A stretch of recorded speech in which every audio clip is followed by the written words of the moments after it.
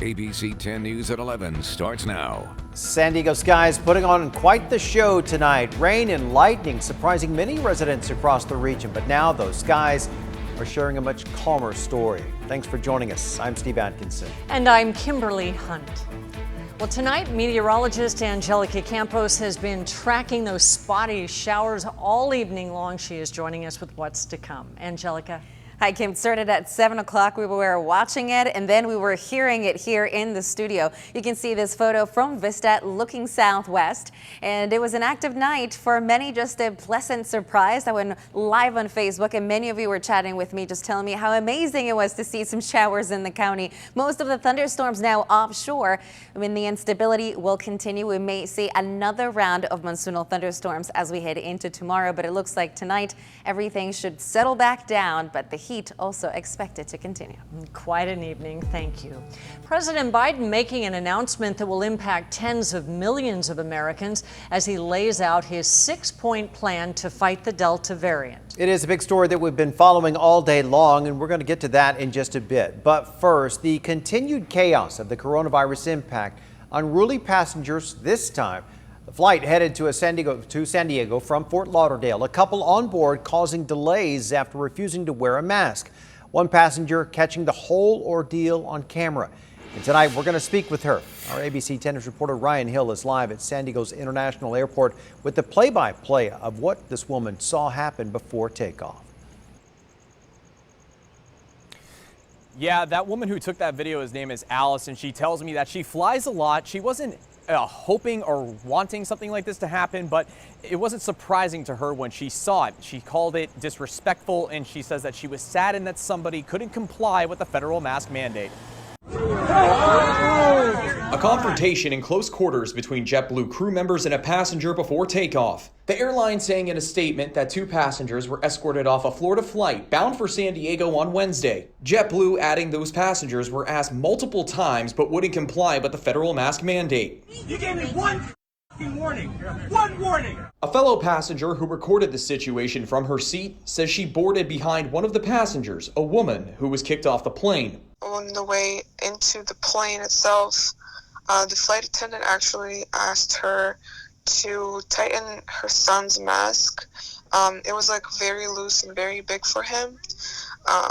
So they didn't do that either. Alice tells me the man and woman also had their mask on off their nose during this time. Once she was seated, calls of someone saying "sir" multiple times were heard, and then her husband walked down the aisle to the outside of the plane, and then this whole mess just started happening. Before leaving, the blonde woman starts to walk to the front of the plane, pulls her mask down, and starts explaining to other passengers what she says happened. At one point during the video, you can make out her saying her son amid the screaming and swearing. It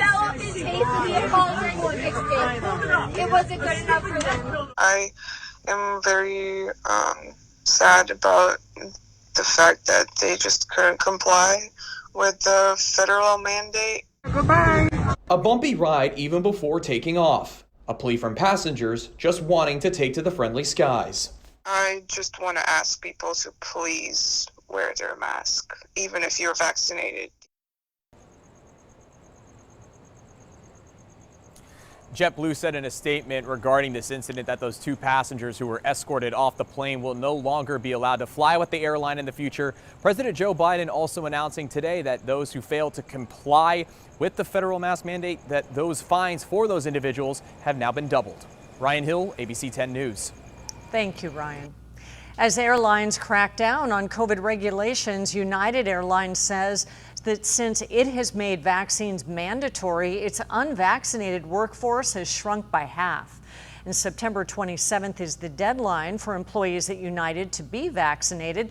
Those who don't get the shot by the deadline won't be allowed to work starting October 2nd. The airline is considering medical and religious exemptions. And now to the major announcement on the pandemic. The president taking executive action to get all federal employees, contractors, and healthcare workers vaccinated ordering companies with 100 or more employees to require vaccination or weekly testing. The sweeping plan comes as the Delta variant tears through the country, sickening children and straining hospitals. ABC's Morgan Norwood has the latest from Los Angeles.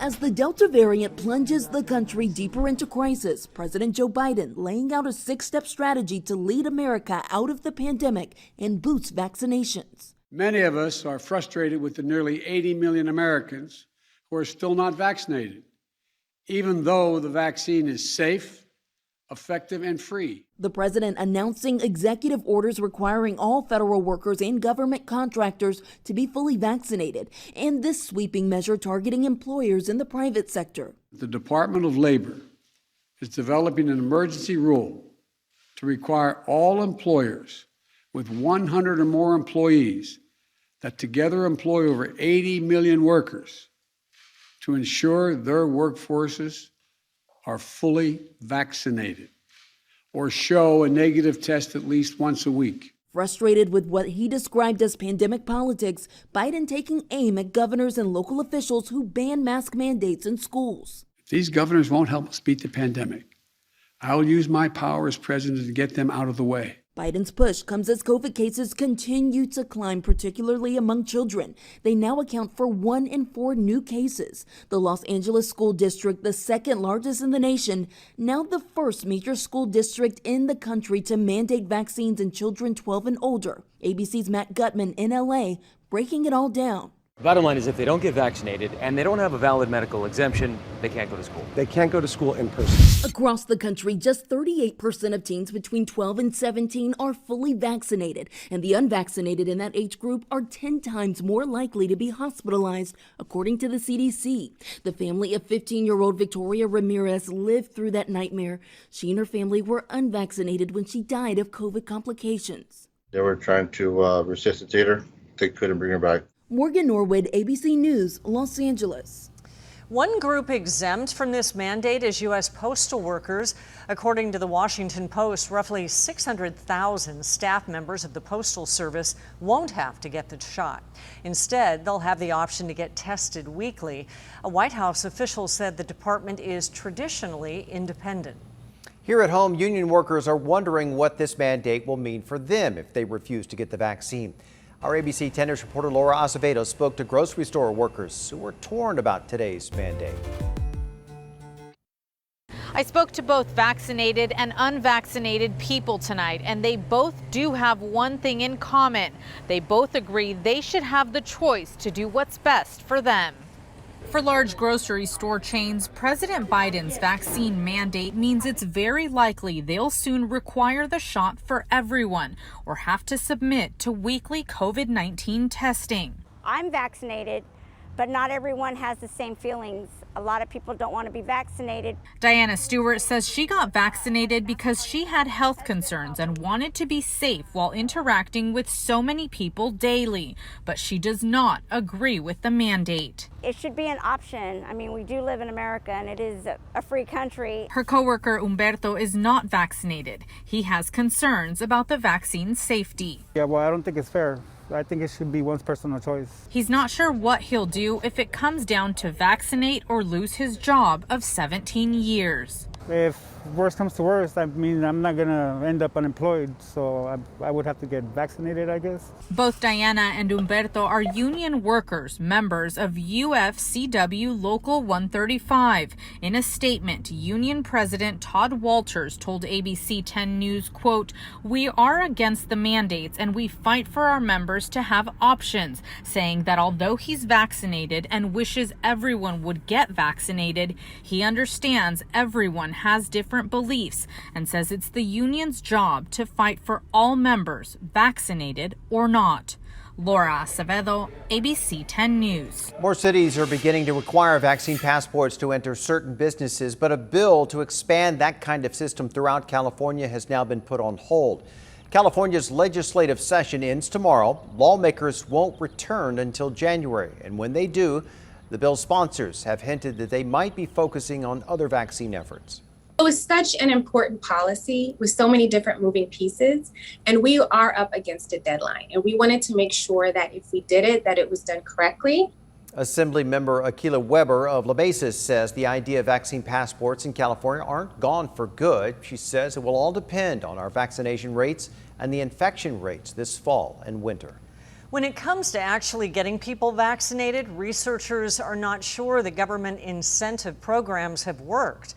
A new study from the University of Pennsylvania has found that cash and gifts haven't really boosted vaccination rates. In many cases, researchers found that people simply weren't aware of the programs. They suggest incentive programs from employers may have a better success rate.